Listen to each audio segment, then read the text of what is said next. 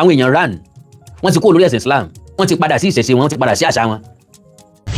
lọ́kíjọ́ tójú yín bá là ẹ mọ̀ sí pé fáwọn màlímù, ẹ mọ̀ sí pé fáwọn máàmù ni, ẹ mọ̀ sí pé fáwọn tó introduce ẹ̀sìn sí. Islam is dead, mosques are empty. ìyẹn ní Iran, máa wo iye mosque tó wà ní Iran tí ò sí èèyàn bẹ́ẹ̀ mọ́, táwọn èèyàn jọ́sìn bẹ́ẹ̀ mọ́. 73% wọn ò sí ẹ̀sìn kankan, wọn ò sí Hindus, wọn ò sí Buddhist, wọn ò sí anything, wọn ò sí Christianity, wọn ò sí Islamic religion. ní Japan wọ́n wó church, wọ́n wó mosque ni.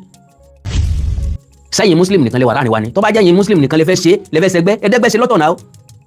kí ló dé tẹ́ mọ́ kàrámà ẹ̀sìn tí ń ju ẹ̀sìn tó kù lọ? sáwà tó kù ọ̀lẹ́sìn ni, sáwà tó kù ọ̀wálé ayé ni. bí àwa tá a ṣe kankan tí conscience ń guide wa yìí, a ṣiṣẹ́ láabi, a ṣe bí, a gbèrò yẹn láìda, a sọ pé kọ́ mọ́ da fọ́mọlà kejì, a sì wá ìkà, ó pé ju ẹni tí ń kí wákàtí 5 sínú rẹ̀ ọ̀dà lọ. sẹ́rí owó ló dá gbogbo ẹ̀ lẹ̀. ọ̀rọ̀ ni bàbá Mọ́ríkà sọ yìí, owó ló dá gbogbo ẹ̀ lẹ̀.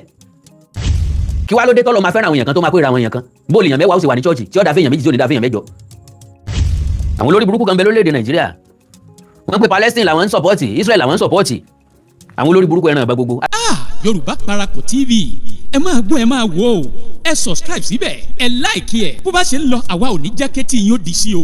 Yorùbá Parapọ̀ TV àgbàlẹ́tù ọmọdé làwó. nígbà ò bá tán lásọ ìjẹ́ ò gbọ́dọ̀ tán lè kán náà lórí awuyewuye tó ń wáyé nílẹ̀ Iran, ibi tí àwọn mùsùlùmí kan ti kóra wọn jọpọ̀ wípé tìlú Iran làwọn ń ṣe o, wípé ìjà ìsìsì lọ̀rọ̀ ọ̀hún, àti pẹ̀lú wípé àwọn mùsùlùmí làwọn ń bá àwọn onígbàgbọ́ jà. Awíkòkò ti wá jáde lórí ọ̀rọ̀ ọ̀hún nípa awuyewuye tó ń wáyé lórí ẹ̀. Ó ní ẹni tó bá sọ wípé ìjà ẹ̀sìn nìjà ọ̀hún pé ìgbà tẹ́ni ọ̀hún ò bá mọ̀ nǹkan kan ni, àti pẹ̀lú pé ohun tá a gbọ́ ni pé world war ní kinní ọ̀hún fẹ́ẹ́ rí bí ìgbà tí ogun bá ń ṣẹlẹ̀ lágbàáyé ni o. Wà ní àwọn mùsùlùmí kan tọ́rọ̀ òye, ó náà ni wọ́n gbé kinní ọ̀hún kárí. Wà ní àti bíbélì àti kùránì tí wọ́n mú wa, ó ní ìwé ìtàn ẹ̀sìn tí wọ́n wá fi kó wa lẹ́rú ni o. Ó ní nítorí pé òun gbàgbọ́ nínú ìwà ọmọnìyàn, àti pẹ̀lú wípé kéèyàn gbé ẹ̀sìn ńlá baba wa ró pé náà ó ṣe pàtàkì. Níbi tí ó ti fohùn sáké wípé lónìí ní ilẹ̀ Iran 70% of people tó wà ní ilẹ̀ Iran òun náà ni wọ́n ti kọ ẹ̀sìn mùsùlùmí sílẹ̀ tí wọ́n sì ti ń sin ẹ̀sìn ńlá baba wọn o.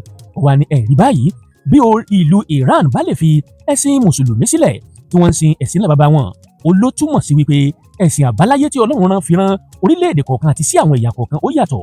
Ó ní bẹ́ẹ̀ gẹ́gẹ́ ló fi jẹ́ nílẹ̀ China tó jẹ́ pé ẹ̀sìn tí wọ́n ń sìn ẹ̀sìn tó jẹ́ ilẹ̀ baba wọn ni, Ọlọ́run tí wọ́n sì ń pè Ọlọ́run ilẹ̀ baba wọn ni o, wípé kì í ṣe Ọlọ́run Allah, bẹ́ẹ̀ ni kì í ṣe Jésù Kristi.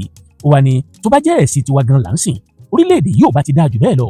Awíkòkò sọ̀rọ̀ tó pọ̀ níbi tí ó ti fohùn sákìn, pàápàá jùlọ nínú gbogbo wàhálà tó wà lórílẹ̀-èdè yìí àti ìwà ẹlẹ́sìn jẹ̀sìn èyí tó gbilẹ̀ láàrin àwọn ènìyàn, pàápàá jùlọ lórí social media, níbi tí àwọn kan ti kóra wọn jọpọ̀ tí wọ́n ti bẹ̀rẹ̀ tí tú Quran léyìí tí ó ya gbogbo èèyàn lẹ́nu wípé ohun tí ò tí ì dímọ̀ fáwọn èèyàn níbẹ̀ tẹ́lẹ̀ ó ti wá di mímọ̀ gbàyàgbàyà báyìí, níbi tí wọ́n ti ń tú Quran gẹ́gẹ́ bí ìlànà èdè tó ti yé gbogbo èèyàn báyìí. Ẹ wo ọ̀rọ̀ pọ̀ nínú èyí tí Awíkòkò sọ nínú ọ̀rọ̀ ẹ̀, ṣùgbọ́n ṣá oníròyìn lèmi ọ̀rọ̀ lọ́rọ̀ kì í fi bẹ́ẹ̀ dùn lẹ́nu tèmi o. Ẹgbọ̀n wìnrìn lẹ́nu Awíkòkò lẹ́nìí tó tú pẹ̀rẹ̀pẹ̀rẹ̀ ọ̀rọ̀ ọ̀hún. Àwọn kíní ọ̀hún bínú gan ni, ó ní òun ò ṣe ẹ̀sìn kankan ní tòun o, nítorí pé òun gbàgbọ́ nínú ọkàn òun àti tí Ọlọ́run bá sọ fóun, òun náà ni òun fi ń ṣe òdiwọ̀n ìgbésí ìrìn àjò ayé òun. Wá gbọ́, ó wá jẹ́gbà àkọ́kọ́ lẹ́yìn ń wò wá. Báyìí tí olólùfẹ́ wa tẹ́lẹ̀ rí ṣùgbọ́n ẹ ò tí ì tẹ subscribe button síbẹ̀. Àwa ń bẹ̀ yín ni o, ẹ bá wa dọ́rẹ̀ẹ́, àwa náà ó sì bá yín dọ́rẹ̀ẹ́. Ẹ wá má gbàgbé o láti tẹ aago pélébé kan tí ń bẹ lẹ́gbẹ̀ẹ́, èyí tí ó máa rán yín létí nígbàkúùgbà tá a bá ti wà lórí ètò. Ẹ tẹ subscribe button síbẹ̀, ẹ tẹ aago pélébé tí ń bẹ lẹ́gbẹ̀ẹ́ láti máa rán yín létí ní gbogbo ìgbà. Ẹ jẹ́ káwọn èèyàn ó mọ̀ bí kinní ọ̀hún ṣe ń lọ, ká lè yé jàjà ìsìn lórílẹ̀-èdè Nàìjíríà, ká lè wà ní ìṣọ̀kan àti àlàáfíà. Yorùbá Parapọ̀ TV, ìṣọ̀kan ọmọ Yorùbá náà ló jẹ wá lógún. Ẹ jẹ́ á pín kinní ọ̀hún délé, ẹ jẹ́ á máa bí tù ọ̀hún bọ̀. ẹni tó lọ́run sórílẹ̀-èdè Nàìjíríà ọ̀tọ̀, ẹni tó rán sí Saudi Arabia ọ̀tọ̀, ẹni tó rán sí Amẹ́ríkà ọ̀tọ̀, ẹni tó rán sí Iran ọ̀tọ̀. Iran wọn náà sọ pé 70-something% of them ni wọ́n ti ń fi ẹ̀sìn Islam lẹ̀. Wèrè kan sì wà ní Ìwó, olórí burúkú kan jókòó gbókò Ògbómọ̀ṣọ́, aláìníláárí kan wà lérúwà, yóò máa sọ pé ó ń kéde àtìlẹ́yìn fún Iran. ẹ̀já kó jọgbọ́n tárákùnrin yìí sọ ká tó padà lọ gbọ́ àwọn nǹkan mẹ́rin ká tó tún padà wá bẹ̀. So today the Iranian people don't go to mosque anymore. They go to Today Iranian people don't go to mosque anymore. the resting place of King Cyrus. They go to resting place of King Cyrus. Àwọn èèyàn Iran wọ́n ti kó lórí ẹ̀sìn Islam, wọ́n ti padà sí ìṣẹ̀ṣe wọn, wọ́n ti padà sí àṣà wọn. Ẹ̀sìn Islam, ẹ̀sìn Christianity ni wọ́n fi dọ́gbọ́n gba ìṣẹ̀ṣe náà fi gba àṣà tiwa kó lọ́wọ́ wa. Ọ̀tọ̀ sí lásán ọ̀tọ̀ lẹ́sìn, ìrúbọ ńlẹ̀sìn. à ń bọ̀ Ògún, à ń bọ̀ Fá, à ń bọ̀ nǹkan kan, ẹ̀sìn nìyẹn kì í ṣàṣà. Ìbọ̀wọ̀ fágbà àṣà ni ẹ jẹ́ kọ́ ọmọ yín bọ̀wọ̀ fágbà mọ́ torí ẹ̀sìn Islam. Ẹlẹ́mbà ti kéwọ̀ kò gbọ́dọ̀ dọ̀bálẹ̀ mọ́, obìnrin tó bá ti kéwọ̀ gbọ́dọ̀ kúnlẹ̀ mọ́, àwọn gbọ́dọ̀ forúnkọ́ kúnlẹ̀ kan, àwọn gbọ́dọ̀ tẹríba fẹ́ni kankan mọ́ torí wọ́n ti ju òbí wọn lọ torí pé wọ́n kéwú. Ìlú tẹ́ ń pè nílùú Islam lélẹ́yìí, they don't go to mosque anymore. Ó ti gbọ́ nǹkan kan. His palace, where he's buried, because they are identifying with their national heritage and history. Because they are identifying with their national heritage and history. Àwa ti wà detached with our national heritage and history. Gbogbo ntọ́rọ̀ mẹ́sìn lórílẹ̀‐èdè Nàìjíríà ní ìsìn ó ti pàfùkà, kò sí níbi kankan mọ́. Gbogbo ntọ́rọ̀ máṣà wa ó ti pàfùkà. Gbogbo ntọ́rọ̀ mọ́ ta abáláyé ìṣẹ̀ṣe wa ó ti parẹ́. Látàrí ẹ̀sìn àtọ̀rìn wa tí ò gbé wa débi kankan. Christianity ó yọ wá kúrò nínú ìṣẹ́. Islamic religion ò mú wa kúrò nínú ebi. À ń mú òkun nínú ebi lójoojúmọ́ ni. Ojoojúmọ́ lẹ́ ń gbàdúrà fáwọn olórí wa, wọ́n sì ń fìyà jẹ wá sí lójoojúmọ́ náà ni. Ẹ ń gbàdúrà fún àlàáfíà orílẹ̀-èdè Nàìjíríà, àwọn èèyàn kan lórí àlàáfíà rẹ̀, àwa tó kù ò rí àlàáfíà rẹ̀. Ẹ̀sìn ní dandan ni kẹ́ kúnú ẹ̀sìn. Ẹlẹ́sìn gangan lẹ̀ ń jà fún. Irú ìjà wèrè wo nìyẹn? Ta lọ́rẹ́ nìkan ṣe? Ọlọ́run rẹ̀ nìkan kan ṣe. Ọlọ́run sọ pé kéèyàn kan lówó kẹ́nìkan mọ́ ni. Ọlọ́run pé kéèyàn kan ó bímọ kẹ́nìkan mọ́ bí. Níbi tó bá wá fọ́ọ̀lù sí, ibẹ̀ náà ládàrí sábàbí gbà. Ibẹ̀ ládàrí kádàrá gbà. Àwọn woman yóò bímọ kádàrá ẹ̀ lóní oko yan ọmọ látọ̀run ni. Kí ni jẹ́ bẹ́ẹ̀ bó láti yàn? Tẹ́nìkan fi yan ọmọ, tẹ́nìkan fi sọ pé tó ń bá délé ayé òun ọ̀fẹ́ bímọ. Story la fi base ẹ̀ lórí pé kádàrá ni. Ọlọ́run dẹ́nìkan láti jìyà o. Ìfẹ́ tó fẹ́ wa, oore Olúwa ó pọ̀ púpọ̀ wá kárí wa. Oore tọ́lọ́ ní. Bí gbogbo wa bá gbogbo ilé ayé bá gbogbo èèyàn tí mẹ́lẹ̀ ayé bá fẹ́ kọ́lé, ilẹ̀ gbà wá tó láti kọ́lé. Ọlọ́run ló ṣe bẹ́ẹ̀. Sòfà tó jẹ́ pé afẹ́fẹ́ Ọlọ́run kárí wa, òòrùn Ọlọ́run kárí wa, òjò Ọlọ́run kárí wa. So kí wá ló dé tọ́lọ́ máa fẹ́ràn àwọn èèyàn kan tó máa kórìíra àwọn èèyàn kan? Bó lè èèyàn mẹ́wàá ó sì wà ní chọ́ọ̀chì tí ó dá fẹ́yàn méjì tí ò ní dá fẹ́yàn mẹ́jọ. Ẹ gbọ́rọ̀ gidi jàre. Rather than Islam. So Islam is dead. Mosques are empty. Islam is dead. Mosques are empty. Ìyẹn ní Iran. Máa wo iye mosque tó wà ní Iran tí ò sí èèyàn bẹ́ẹ̀ mọ́ táwọn èèyàn jọ́sìn bẹ́ẹ̀ mọ́. Kéèyàn má lọ sí church kó má lọ sí mosque. Ṣé bẹ́yìn náà ṣe báwọn ọ̀jọ̀gbọ́n kan sọ pé ọkàn ẹni nìgbàgbọ́ ẹni. Ọkàn mi ló máa justify mi. I don't have to be a Christian or Muslim. Because mo bá research mi pé lórí ẹ̀sìn méjèèjì. Mo rí pé wọ́n kàn wá fi kó wa lọ́bẹ̀ lásán ni. Christian ò ní sọ̀rọ̀ láyé kó má refer sí Bible. And Bible was invented in 1609. Printed in 1611. That is 1,611 years after the death of Jesus Christ. Tàwa ló wá mọ gbogbo story bí Jésù ṣe sọ̀rọ̀ after 1,600 years tó wá ń tó kalẹ̀. Different authors ló kọ Bible. Ìwádìí ìjìnlẹ̀ fi yé wa pé kí wọ́n tó kó Bible jọ tán ó lé ní 100 years. Ó túmọ̀ sí pé ní tí kálukú rí ní kálukú kọ. Wọ́n kàn jọ yẹn papọ̀, wọ́n sọ dìwé. Kò yàtọ̀ sí ìwé òwe. Àwọn nǹkan tá a lè fi ṣe Bíbélì tí wá pọ̀ nílẹ̀ káàrọ̀ òjìrè. Ẹ já kó òwe, ká kó mákànlò èdè, ká kó mọ́ àrokò, ká kó mọ́ ẹsẹ̀ Ifá, ká tó gbogbo ẹ̀ papọ̀. That is our own Bible. That is our own Quran. Ó wà valuable ju Bíbélì àti Quran lọ.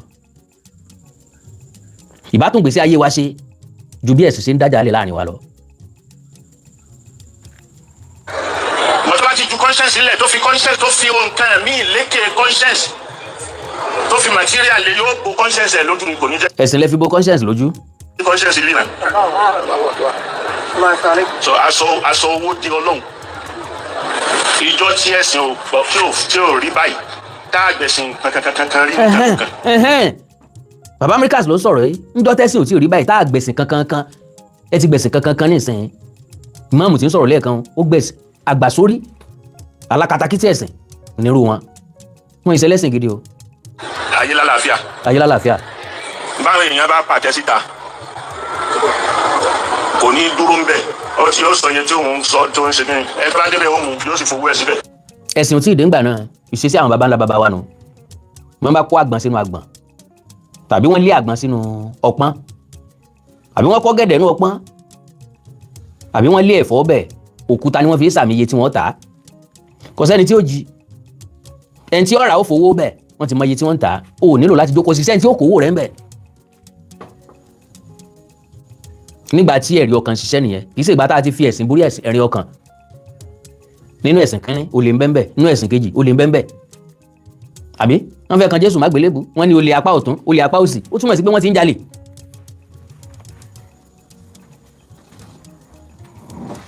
Láti establish pé ẹ ń bá ronúpìwàdà ní last minute yóò rọrùn wọ̀, wọ́n ní olè kan sọ̀rọ̀ Jésù dáadáa, olè kan bu ni Jésù wá sọ fún pé lónìí nìwọ jọba ó jókòó pẹ̀lú mi ní paradíṣe pẹ̀lú bàbá mi.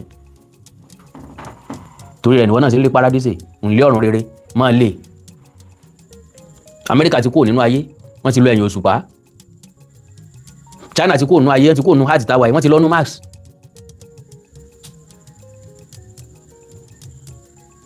Ká ní guardian of Eden ní bẹ́ẹ̀ ni wọ́n ti rí wọn ò rí nǹkan kan tọ́jọ́ o kò sí ní tọ́jọ́ guardian of Eden níbẹ̀ o. There are 75,000 mosques. There are 75,000 mosques in Iran. 75,000 mosques ní Iran. Ó dẹ̀ wá empty. Báwọn churches ṣe pọ̀ ní Europe. Ọ̀jọ̀gbọ́n kan sọ̀rọ̀ kan. Ó ní the most beautiful building in England are churches and the most emptiest tí ò séèyàn kankan nú ẹ̀. Wọ́n convert church, wọ́n convert ẹ̀ sí mall, wọ́n convert ẹ̀ sí hotel, wọ́n convert ẹ̀ sí school, wọ́n convert ẹ̀ síbi tán ti ń ta oúnjẹ tútù, tán ti ń tẹ̀fọ́, tán ti ń ta pineapple kankan. Wọ́n convert ẹ̀ sí supermarket. Wọ́n convert ẹ̀ sí hotel, guest house.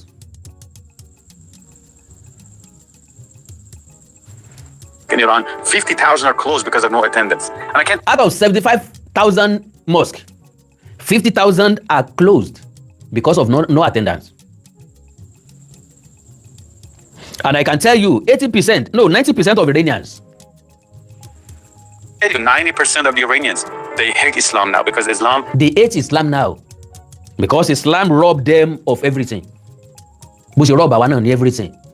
Tí ó ṣẹ́kù nǹkan kan fún wa mọ́. Gbogbo ẹ̀sìn tá lágbà ọmọ ògbọ́ràn sóbì lẹ́nu mọ́. Ẹ̀sìn là ń promote. Olóṣó là ń bí jọ. Ẹ̀sìn là ń promote. Ọmọ yahoo là ń bí jọ. Kí ni ìfẹ́ ti ẹ̀sìn wa? Ẹ lọ wo àwọn ọmọ tó ń ṣe yahoo yẹn, Muslim ló pọ̀ jù nínú wọn. Go and check them. Muslim ló pọ̀ jù láàrin wọn. Ẹ wo àwọn tó ń so lóṣojú, Muslim ló pọ̀ jù láàrin wọn. Reality ni. Àjàrà, àjìyà, nkíní kankan ló pọ̀ jù láàrin wọn. Rob them of everything. And this is a beautiful thing to watch, that Iranians tasted Islam and they rejected it. And now Iranians tasted Islam and they rejected it. And now they are looking for the real God. Wọ́n ti yí kú lórí ẹ̀sìn Islam. Because wọ́n rí pé kò mú ìyípadà kankan wá. Wọ́n wá ń wá Ọlọ́run gangan káàkiri. Níbo wá la ti rọ́ Ọlọ́run? Church la rò pọ̀ wá. Adé church, ìwà àbàjẹ́ ló kórí pẹpẹ. Ìfẹ́kùfẹ́, ìfẹ́ owó nìkan.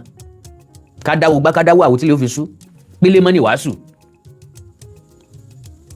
Àtúnrò pé nínú Islam láti rọ́lọ̀. Ìkórìíra ló kún bẹ́ẹ̀ lọ rẹpẹtẹ. Irú ìjọ wo nu?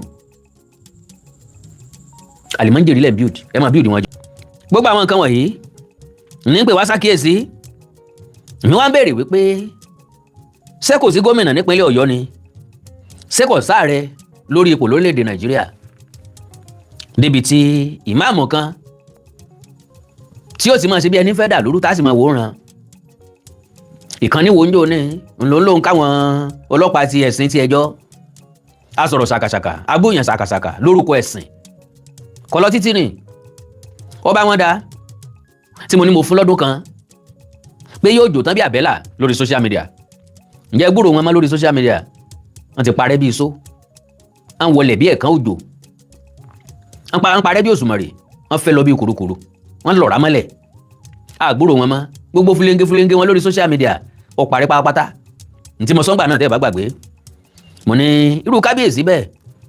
Wọn ò ní pẹ́ sọ́ra wọn dalábùkù. Torí social media kò sẹ́ńtì mú èèyàn sí kọ́mẹ́ǹtì. Ibi táwọn èèyàn bá ti ń kọ́mẹ́ǹtì ọba amúgbó, ọba kìnní kan, aláìlójútì, aláìnítìjú, sẹ́ẹ̀fù ọlọ́pàá mú ọ́n bẹ̀ ni. Tọ̀rọ̀ ọmọ tó kú lọ́fà yẹ ìfàdíkàlẹ̀ pọ̀n. Ẹ ń kó rẹ̀ wá sórí social media lóníkáráyọ́ wá wò dí òun. Kò sáṣìírí lórí social media. Níbi tọmọ kékeré ti yẹ̀yẹ́ àgbàlagbà. Ẹni tó tó bàbá rẹ̀ bí. Ńgbà tí ò sì rí DP, kò wó DP kó tó fèsì ọ̀rọ̀. Kò wọ́jọ́ orí ẹni tí ń sọ̀rọ̀ kó tó fèsì ọ̀rọ̀. níbi tẹ́ni ní ńlá sì ti dẹni bíntín lójú ọmọ adarí ọ̀run lẹ́nu gbogbo wa. wọ́n ní lórílẹ̀‐èdè Iran pé ẹ̀sìn Islam ti kún bẹ̀. tábàdà ń sọ̀rọ̀ nípa orílẹ̀‐èdè tó mú ẹ̀sìn Islam ní ọ̀kúnkúndùn ọ̀kan pàtàkì nínú orílẹ̀‐èdè Iran ni kí ló fa alákatakítí ẹ̀sìn. n ó play fídíò bíi oríṣi bẹ́ẹ̀ ni mo mú wá tí bàbá wa Mọ́ríkàsì lágége Imam alákatakítí yín ìkan lókè òkun bọ́dà ń gbé méjì láti Mọ́ríkàsì. bàbá Mọ́ríkàsì ní à ń sọ̀rọ̀ nípa ìlú tí ẹ̀sìn Islam ti gbilẹ̀ pé látọjọ́ tí wọ́n ti ń jà tíjà Israel àti Iran ti bẹ̀rẹ̀ láti 1940 something. ọjọ́ wo ní Saudi Arabia ran Iran lọ́wọ́ ṣùgbọ́n lọ́dọọdún ó níye tí Saudi Arabia máa ń san fún Israel tí wọ́n fi ń support wọn pé àdó olóró mélòó ìbọn mélòó ní Saudi Arabia ti rà fún orílẹ̀-èdè Iran àti àwọn ìlú kan tí wọ́n ń pè nílùú ẹlẹ́sìn Islam tí wọ́n ń pè nílùú Islam. mo wá wò pé ẹ̀yin lẹ̀ ń gbéra yín sórí àga tí ò léso ẹ̀yin lẹ̀ ń tanra yín. pásítọ̀ tí ò lè dá sọ́ra ẹ̀ pásítọ̀ tí ò lè fọlọ́run sọ́ra ẹ̀ tí ń gba security oníkọ́ lẹ́ńblẹ̀mù sẹ́yìn mọ́tò pé yóò protect ẹ I am safe this year ìwọ náà dẹ̀ lẹ́síwájú àtẹ̀yìn mọ́tò ẹ ọkàn ẹ̀ sì balẹ̀ bó ti safe lọ́dún yìí. mọ́ wà wàkúwà o mọ́ sáré àsápajúdé o yẹ gbogbo ẹ̀yà ara mọ́tò ẹ wò kó tó kó ń lé o ṣé táyà rẹ wà nípò tó dáa sí ò lè fọ́ lójijì sọ yẹ bírèkì ẹ wò emblem kankan ò ní dá o dúró. so ẹ ń bá wà nípò ọlá tọ́lọ́ ń tò ní tòótọ́ la ẹ wà nípò aṣíwájú tọ́lọ́ ń tò ní tò adarí irú èèyàn bẹ́ẹ̀ ìmọ̀ ń fẹ̀sọ́ sílé ayé. a sọ̀rọ̀ lónìí lórí ẹ̀sìn ọ̀rọ̀ ńlá sí ni ọ̀pọ̀lọpọ̀ èèyàn kì í fẹ́ jẹ́ ká sọ̀rọ̀ lórí ẹ̀sìn. kí ni ohun tí ẹ̀sìn ṣe fún wa àkùdé wo ní bẹ́ẹ̀nbẹ́ àkùdé wo ní bẹ́ẹ̀nbẹ́ gbogbo àwọn nǹkan wọ̀nyí ní ká béèrè lọ́wọ́ ara wa. orílẹ̀-èdè Israel wọ́n bá Hamas jà wọn ò dúró de Ọlọ́run o wọn ò gbàdúrà wọn ò fógun èṣù bú wọn kó àdó olóró jáde wọ́n lo ẹsẹ̀ inú bíbélì tó ní Olúwa gbógun ti àwọn tí ń gbógun ti mi fìjà fún àwọn tí ń bá mi jà di ọ̀kọ̀ àti àsàmú dìde fún ìrànlọ́wọ́ mi.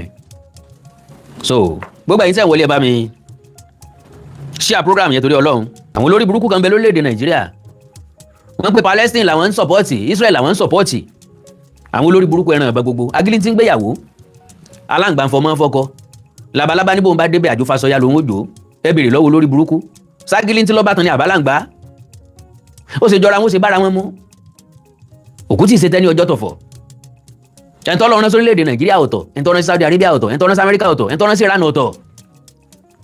Iran ọ̀nà sọ pé 70% of them ni wọ́n ti ń fi ẹ̀sìn Islam lẹ̀ wèrè kan sì wà ní Ìwó olórí burúkú kan jókòó gbókò Ògbómọ̀ṣọ́ aláìníláárí kan wà lérúwà yóò máa sọ pé ó ń kéde àtìlẹ́yìn fún Iran lórí pé mùsùlùmí ni wọ́n. àwọn èèyàn mi ń ṣègbè torí wọn ò lóye wọn sì ní mà. well ẹ má jẹ́ ń lo ọ̀pá tó gùn ká fi pa ejò torí tá a bá ní ká dání ejò bó ṣe gùn tó a sùn lé o a sọ̀nà o n ò fẹ́ gbà kókó yín rárá. ẹja gbọ́dọ̀ lẹ́nu máàmù yìí jàre. ẹ̀rí rà èmi gẹ́gẹ́ bí ìmáàmù ní ìsìn káàkiri jọmọ́ mi bá wá sọ fún bá mi wípé ìyá nǹkan báyìí ń di àwọn kí wá dìde láti béèrè fún nǹkan yẹn lọ́dọ̀ ìjọba kí ìjọba máa wá sọ fún mi pé Nàìjíríà ṣe secular state so gbogbo yẹn ẹ má gbẹdẹ bí ẹ má gbẹdẹ bí onísàlà bíà. Can you imagine that? ìmáàmù kan nínú àwọn tó wà l'Ógbómọ̀ṣọ́ nù o káwọn jàmá o kan wá bá òun pé àwọn nídìí nǹkan kan kó wá lọ bá wọn bájọba kí lọ́kàn máàmù láti lọ bá gọ́ọ̀mẹ̀ntì kíjọba wá sọ wípé secular state mọ́ ní Nàìjíríà ó ní kò lè rọ́gbọ́ kò lè sálàáfíà ó dẹ̀ wà lórílẹ̀‐èdè Nàìjíríà àtijọba àpínlẹ̀ àtijọba àpapọ̀ wọ́n dẹ̀ ń wò níran irú orílẹ̀‐èdè wo la wà yìí ẹ̀yin náà tún gbọ́ ẹ gbọ́.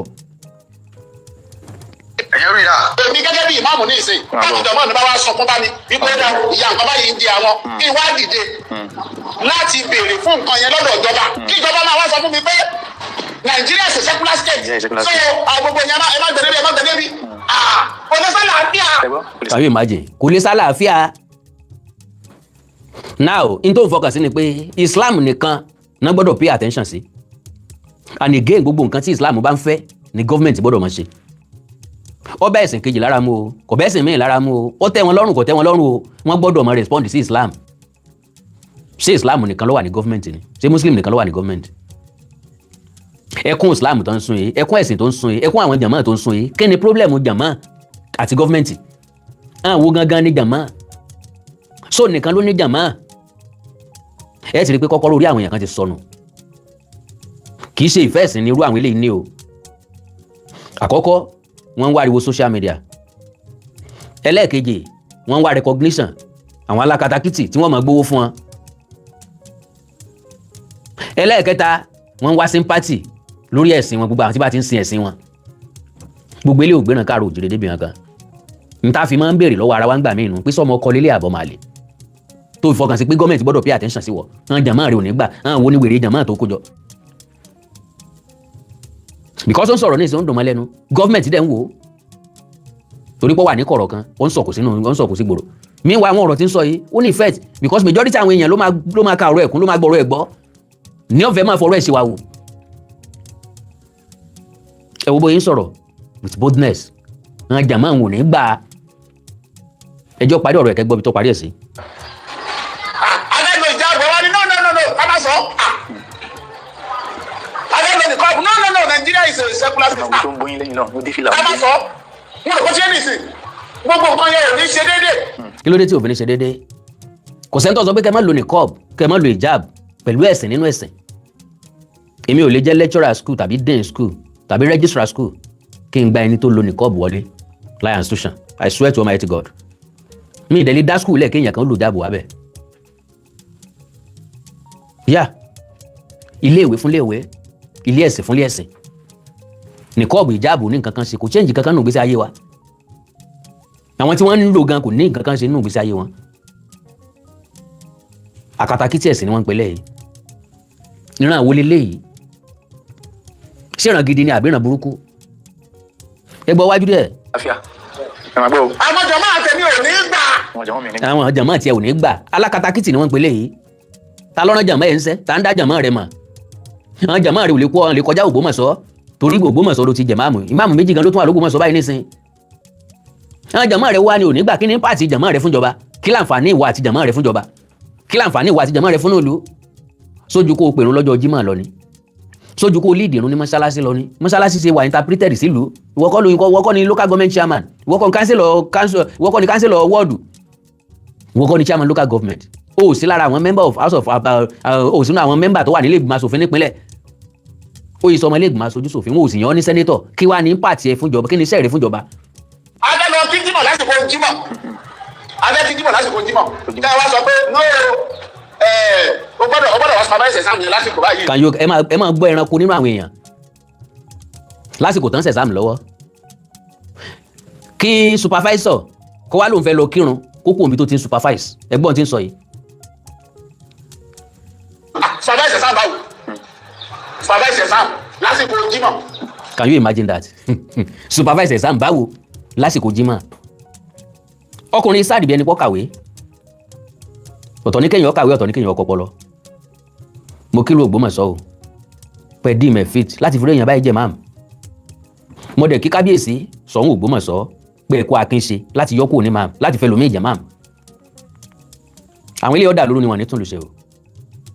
Gbólóhùn nǹkan tí túnlùṣe ò sí lẹ́nu ẹ̀. Òun náà lọ sọ́njọ́ ní bẹ́nìkan bá kéde bẹ́nìkan bá pòun róṣù síwájú Sultan Sókótó ó yẹ Islam ní káwọn pa ni. Gọ́ọ̀mẹ̀ntì orí nǹkan kan ṣe sí. Ẹ gbọ́ síwájú díẹ̀. Student bẹ́ẹ̀ lọ kírun ẹ wá fi exam sásìkò tó máa kí fún. Can you imagine? Hey, student fẹ́ lọ kírun ẹ wá fi exam sásìkò tó máa kí zuru. Ẹ kó choose kan bẹ́ẹ̀ ìsìlẹ̀ àkọlọ kírun kọ́ mọ́sẹ̀ exam. Bẹ́ẹ̀ni, someone can be educated but without knowledge, of course. student fẹ́ lọ kírun lásìkò exam let me ask you Imam ṣé ìrun máa ń pé ẹni tí ó bá ti kírun lọ́jọ́ kan kí ni ó ṣẹlẹ̀ sí ayé rẹ̀ ti bàjẹ́ àbí kò ní rọrùn wọ̀ ibi ọ̀pá kò ní lówó lọ́wọ́ kò ní rí bá ti ṣe kò ní rọ̀nà gbégbà mọ́ nínú oṣù tó lọ́kọ́ la ṣe World Radio Day ni àwọn tó yẹ kí gọ́ọ̀mẹ̀ntì tó take close lélẹ́yìí ṣùgbọ́n ìjọba ò ráàyè òfin òṣìṣẹ́ débẹ̀ àbẹ̀rù ń ba gọ́ọ̀mẹ̀ntì bóyá ẹ̀rù ń ba Ṣèyí Mákindé kò dẹ̀ sásìkò láti lọ fún tọ́tàm táàbì sọ pé ó fẹ́ wọlé ẹlẹ́ẹ̀kẹta ni.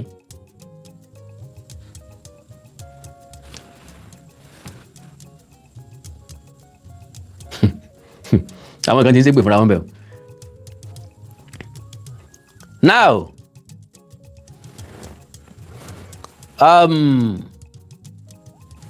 mo lórúkọ kan bẹ́ẹ̀ so now ẹ já gbọ́ síwájú ẹlẹ́fẹ́ lò já bọ́yẹ fẹ́ lò já bàbẹ́ fẹ́ lò nìkọ́ọ̀bù kí wọ́n sọ pé ò sáàyè kò lè sálàáfíà ń bẹ́ẹ̀ ìjọ wo ni gọ́ọ̀mẹ̀ntì sọ pé nìkan kò gbọ́dọ̀ lo ìjábà àbí nìkọ́ọ̀bù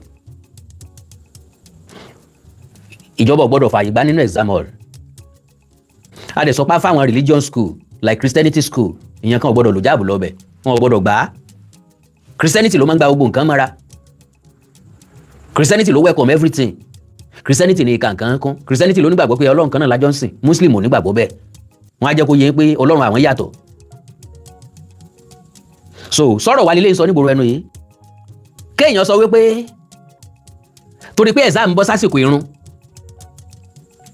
gọ́ọ̀mẹ̀ntì ò gbọ́dọ̀ fi exam sí àsìkò tí irun bá bọ́ sí aago mélòó láwọn máa ṣe exam báyìí o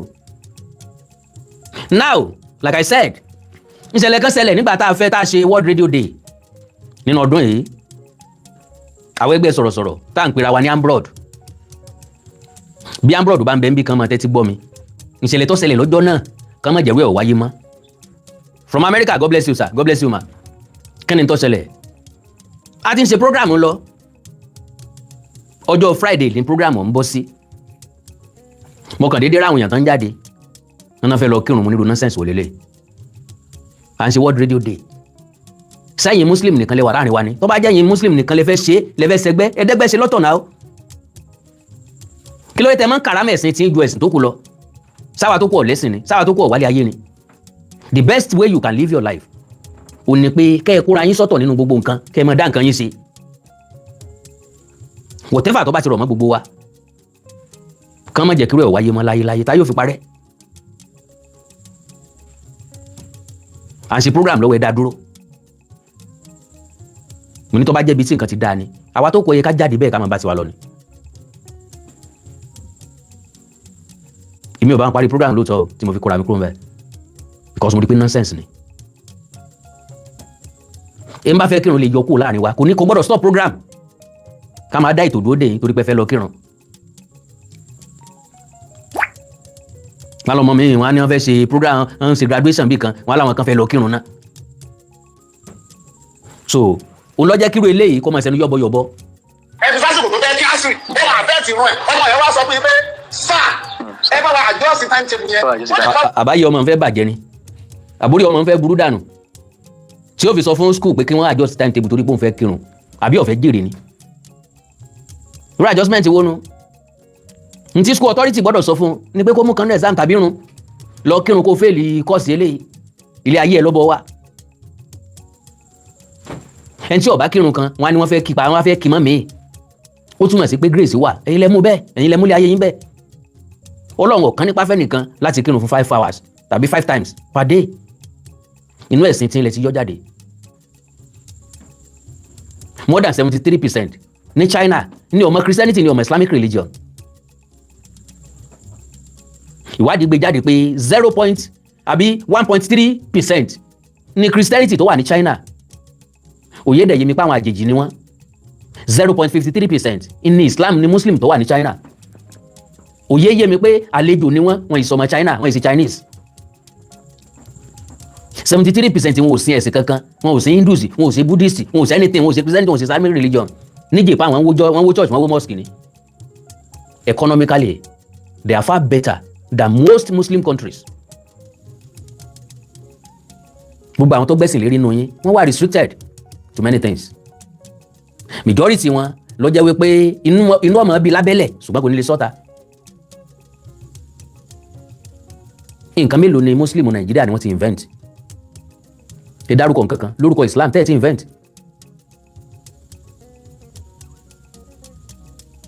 gẹ́gẹ́ bí islam iléeṣẹ́ mélòó lẹ ti dálẹ̀ tí muslim abẹ́yìn muslim ẹgbẹ́ yín lè ṣiṣẹ́ ń bẹ̀ ǹjẹ́ ẹ ṣàǹfààní fáwọn muslim ẹgbẹ́ yín.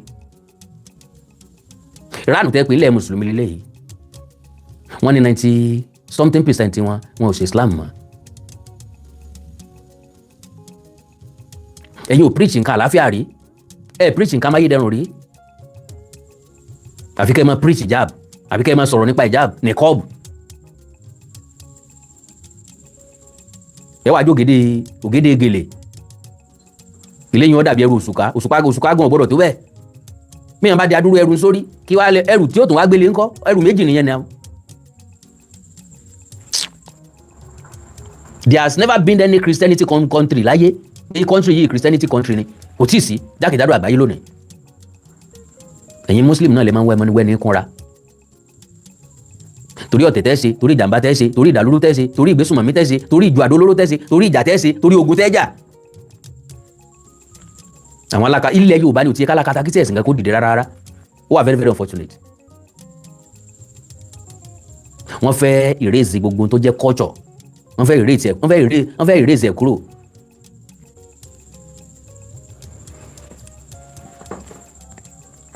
wọ́n fẹ́ erase ẹ̀ kúrò. ilé tí ń sọ̀rọ̀ tí ń sẹnu yán ṣayànṣá yìí ọmọ ló ń fẹ́ lọ kí ashri ẹ wá ní ẹskísà ẹ adjust timetable can you imagine a student we tell the whole school to adjust timetable exam timetable káwá ní kí ló dé kó wá sọ pé torí pé muslim lòun so being muslim make you special. mo mọ̀ pé jọ́kíjọ́ tójú yín bá là ẹ mọ̀ ṣépè fáwọn màlímù ẹ mọ̀ ṣépè fáwọn máàmù ni ẹ mọ̀ ṣépè fáwọn tó introduce ẹ̀sìn sí. mùsùlùmí láǹfààní pé ká lọ kírun kẹ́yìn wá sọ pé no this is an institution Nigeria is a secular state. kẹ́yìn wá sọ pé no this is an institution ẹ jẹ́ kó ọmọ mùsùlùmí kan wá sóye yù kó wá dàsìkò exam kó sọ pé òun fẹ́ rí kírun ẹ gbìyànjú ẹ tàbí kó lọ sí UI kí wọ́n fẹ́ exam sí 1 o'clock lọ́jọ́ Jímọ̀ àbí 12 o'clock lọ́jọ́ Jímọ̀ kán sọ pé exam yóò parí ní 2 o'clock kọ́ wá ní excuse ma mo fẹ́ lọ rè kírun tí n bá padà dé ń tẹ̀síwájú exam kájọ wá wò bó ń tọ̀ ó ṣe páàsì gbanagbana tó.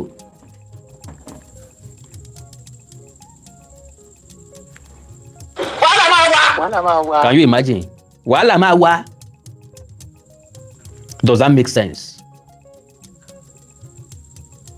olórí ẹ̀sìn ní sọ pé wàhálà máa wà o bí wọn bá jẹ́ kó ọmọ ó kúrò nínú exam kó lọ kírun kò sẹ́ni tó dé stop anybody láti lọ kírun.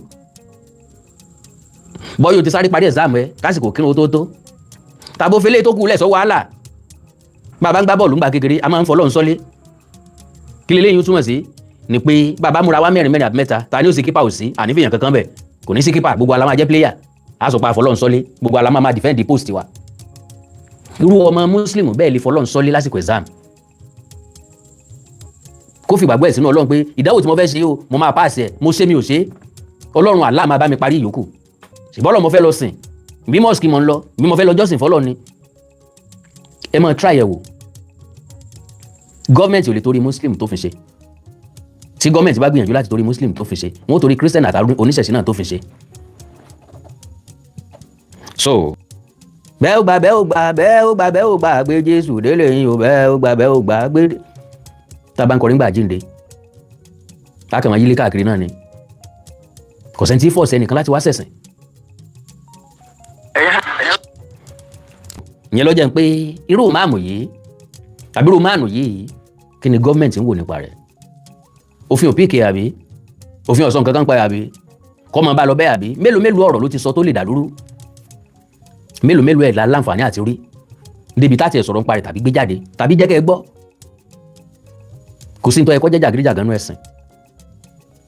ẹ̀sìn gbọ́dọ̀ dàbí àjọ ọ̀bẹ̀ ọ̀sìn máa ń fàjọ́ lọ́yàn à ń dájọ́ kan lọ́dọ̀ wa òye báyìí la fi ń kó iṣẹ́ máa dá gẹ́gẹ́ bẹ́ẹ̀ ni religion gbọ́dọ̀ jẹ́.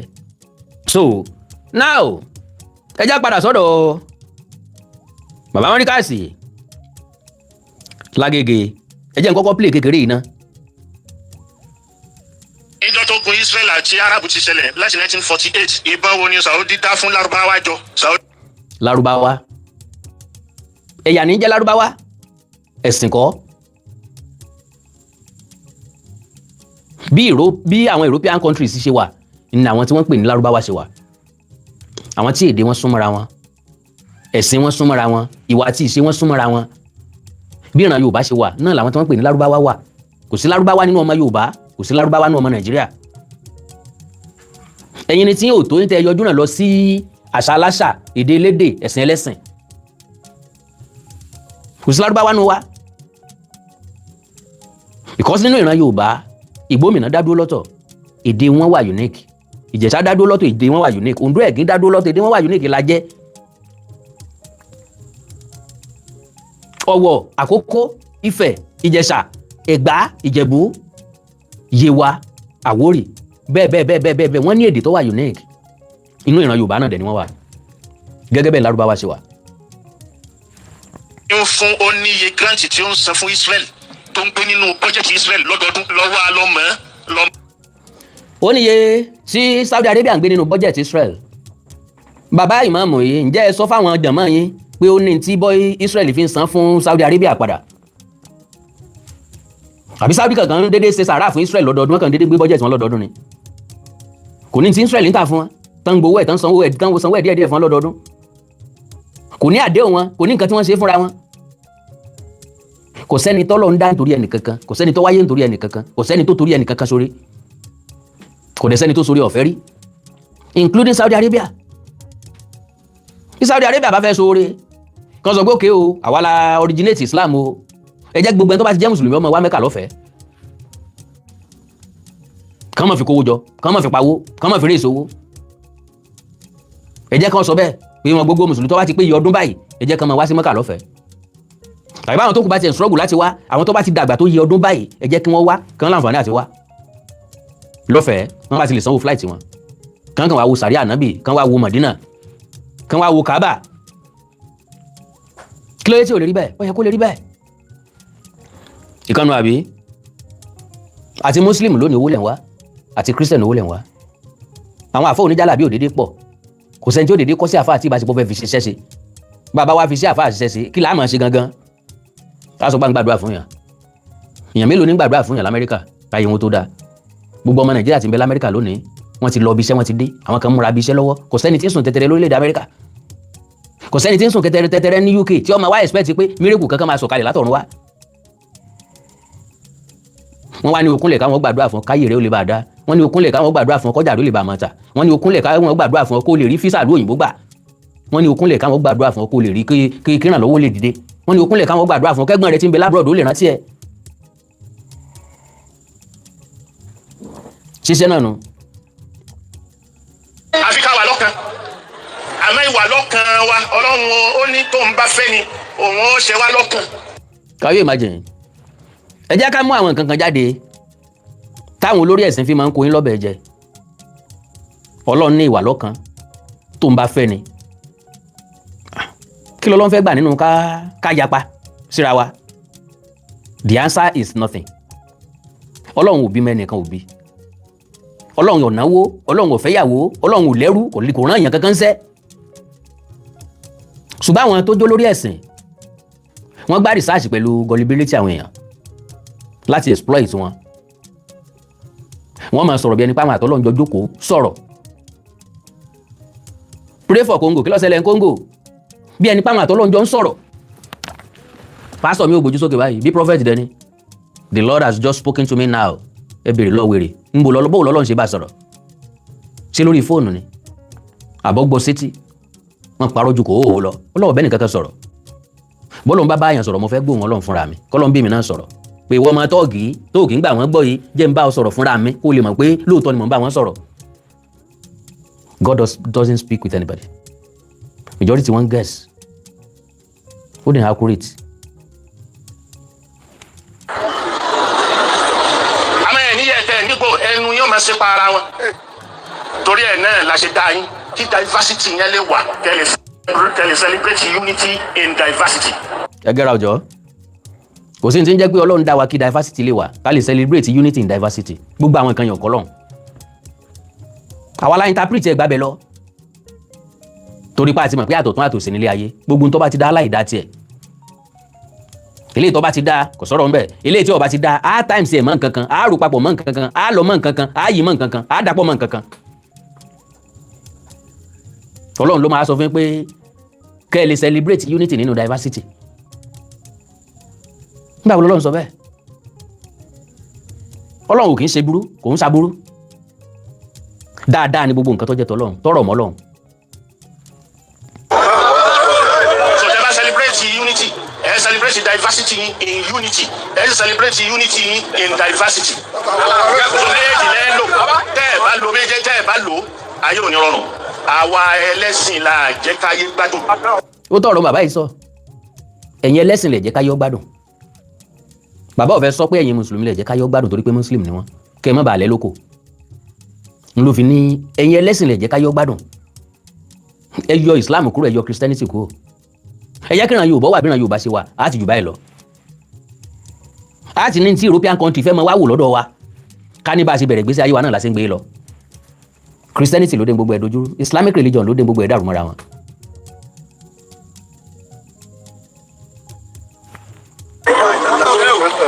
àwọn ẹlẹ́sìn nàìjíríà tó ń dàrú ìyàwó ẹlẹ́sìn. nàìjíríà tó ń dàrú ẹ̀yin ẹlẹ́sìn ni. abdulrasaq bàbá rẹ̀ wà ignorant about God ọláwí kòńkò you are ignorant about God kí ló wà nípa ọlọ́run tí mo wà ignorant about ọlọ́run tí ń rí wa tá a rí ó dá wa àdá ọmọ wa àmọ́ ó ń ṣe gbogbo nǹkan fún wa ní rọ̀rùn gbogbo nǹkan tá a fẹ́ gbélé ayé wa ló ṣe ń rọ̀rùn ọlọ́run sọ pé kájókòó tẹ̀tẹ̀rẹ̀ ká máa sìn lójoojúmọ́ no food for lazy man màá fẹ́ rajà wọ́n sọ pé nìkan lọ kírun mi ní patronize ẹ mọ́ àyàfi tó bá jẹ́ wọ nìkan ló ń ta tí mo fẹ́ rà lóko màá kó wájú ẹ máa lọ sọ́dọ̀ ẹlòmíì màá lọ yìn máìndì kí n lọ síbi tó jìnnà jù bẹ́ẹ̀ lọ.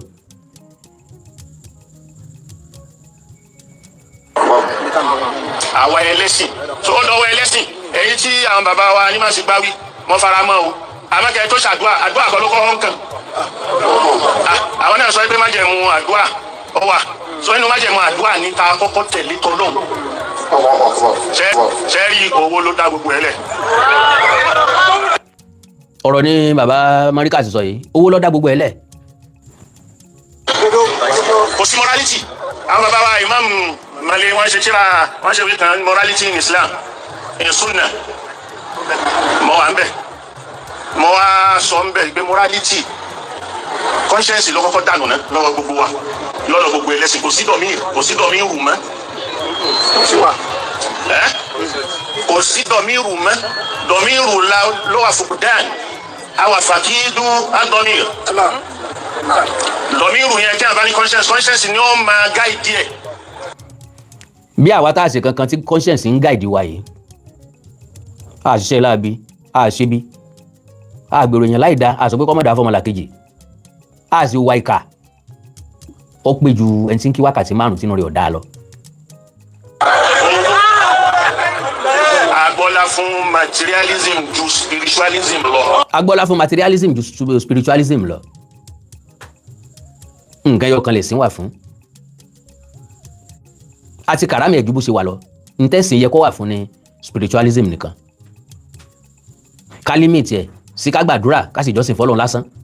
ká má jẹ́ ó sòdiwọ̀n ìgbésí ayé wa ká má fẹ́ sọ gbogbo èèyàn ká má ní lọ́kàn pé gbogbo èèyàn gbọ́dọ̀ gbèrú ìgbésí ayé tá à ń gbé ntí ń ba ayé jẹ́ nù.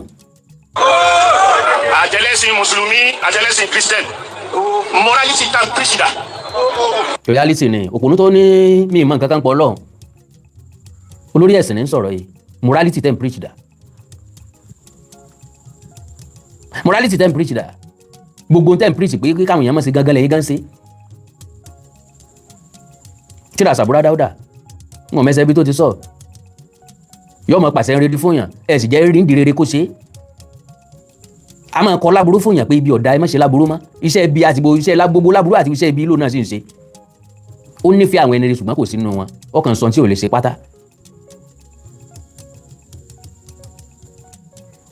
ó péjọ ẹni tí ń sùn sí ṣọ́ọ̀ṣì tí ń yàn yàn lódì lọ majority nínú yín burú ju tàbáṣà lọ.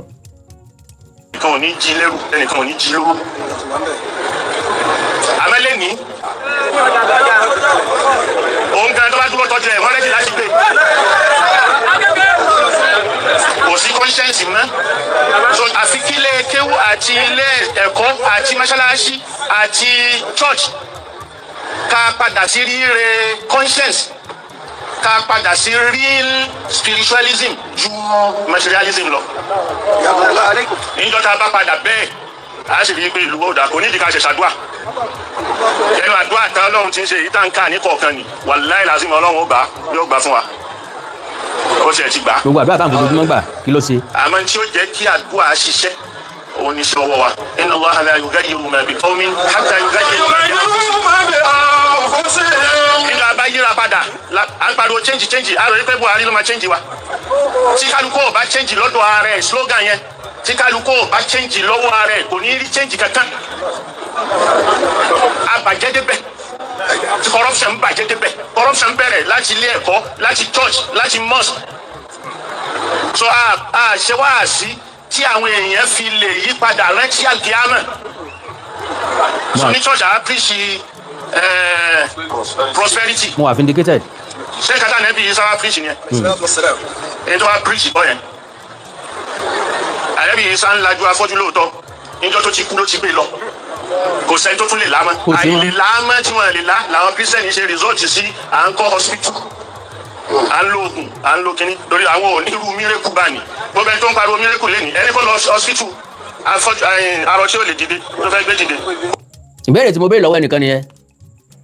ó ló ń gbàgbọ́ nínú miracle mo ní yes mo ní sọ pé kọ́ ọmọ gbàgbọ́. wo ìgbésí ayé ẹ̀ láti primary school dé secondary school dé university level débi tó dàgbà dé lónìí. ṣé kò sọmọ school yín kankan tó jọ ẹ̀fọ́? Kò sọmọ school yín kankan tí ń tiro? Kò sọmọ school yín kankan tó yarọ? Kò sọmọ school yín kankan tó yodi? Kò sí ilé ìwé tí ò ti sí? Tẹ́lẹ̀ tí ní rí. Kí ló dé táwọn pásítọ̀ ò la etí ẹni tó di láàrin wọn? Kí ló dé táwọn wòlíì ò la ojú ẹni tó fọ́ láàrin wọn? Kí ló dé táwọn wòlíì ò mú arọ inú wọn rìn? Àbí wọn ò rí pàdé wòlíì gidi, wọn ò pàdé wòlíì wọn. Ó ní bóyá wọn lè má rí pé wòlíì tiwọn. Ta ni wòlíì tiwọn nígbà náà? Lọ̀rọ̀ bá di hùn, ọ̀rọ̀ bá pèsè jẹ. Gẹ́gẹ́ bàbá Amẹ́ríkà ṣe sọ, bó bá jẹ́ pé Jésù wálé ayé lóòótọ́, bó bá jẹ́ pé Jésù wálé ayé lóòótọ́. Ó sì lajú afọ́jú bí wọ́n ṣe kọ́lẹ̀. Ọjọ́ tí babaláwo ti kú ló ti kú tó ń tọpọ́n fáì. Ọjọ́ tó ti kú ló ti gbé gbogbo mérékù lọ. Kò sẹ́kù mérékù kankan lé ayé mọ́. Mérékù tó kù ọ̀dọ̀ Ọlọ́run nìkan náà ni. Lára ru mérékù bẹ́ẹ̀ ni kórí ó kó òyàn yọnú jàǹbá ká sọ pé díẹ̀ ló kù. Ọlọ́run sì yọ mí. Mérékù tá a máa rí nu o. Mo ṣe mérékù pé èèyàn kan kú kalẹ̀, ó ti kú, ó ti lọ. Tí ìsepó faint. Káwá ní bàbá kan pásítọ̀ kan ló bá wa jí àbí àfáà kan àbí máàmù kan ló kírun sí ló hàn tú sí lára ló fi jí padà kò ikú tán ni o. Ó faint tàbí kò ń gangan máa díbọ́n. Kò sẹ́ni tó lè jẹ́ ẹni tó ti kú. Bóńtọ̀ bá lè jẹ́ ẹni tó ti kú kí ló dé tí ò jí ẹ kí ló dé tí ò jí bàbá ẹ̀ tó kú. Sẹ́ni yẹn kò tí ì kónú fámìlì wọn rí. Lọ rí àwọn tí wọ́n paralyze kó gbé wọn dìde. Tó bá ṣe bẹ́ẹ̀ yẹn real miracle ni ẹ but kì í ṣe stage meeting.